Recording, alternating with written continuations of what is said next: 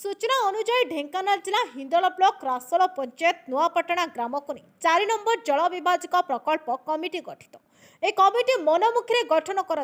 ग्राम में लोक मान अणदेखा कर स्थानीय सरपंच किसी बाहुबली कुजिनेता मानक दबंगिरी कर कमिटी गठन कर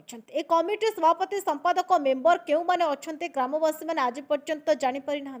जल विभाजिका तरफ आसीथिबा गोरु छेली पालन पर टंका प्रकृत हिताधिकारी चयन न करी निज संपर्क नाम कर लक्ष लक्ष टंका खाई जाइछन्ते। वर्ल्ड बैंक तरफ महिला सशक्तिकरण नाम आसीथिबा प्रति संघ पिछा 50,000 टंका खाई जाइथिबा लोक माने विभाग अधिकारी अभियोग कर हट्टगोल करथिले। आगामी दिन में यार तदंत कराजिबो बोली अधिकारी माने प्रतिश्रुति देबा परे हट्टगोल शांत पड़िथिला।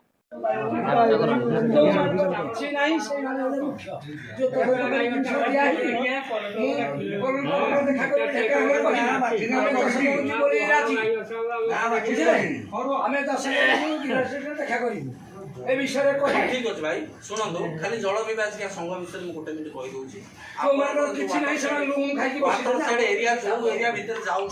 परिमित सीमा भीतर सेही सीमा भीतर जेते अधिवासी हमर जेते अधिवासी भाई मान अछते समस्त वाटर साइड जल विभाजिका संघर सदस्य समस्त जेते अछंती वाटर साइड एरिया भीतर जेते अछंती समस्त सदस्य कमिटीटा होछि सेही सदस्य माने 11 जन कमिटी पर आछि ना सेही बासिलानी यही बात सेतिरा सारा सब सारे सीलो की काट ए सीलो को सारे के सुनो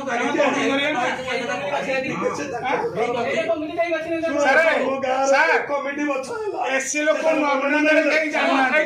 काना सारे तो मन मन हेना पुछो सारे काना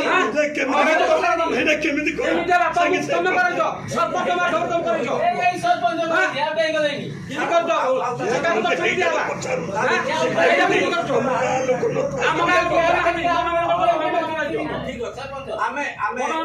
सब्जेक्ट आलोचना जति सारा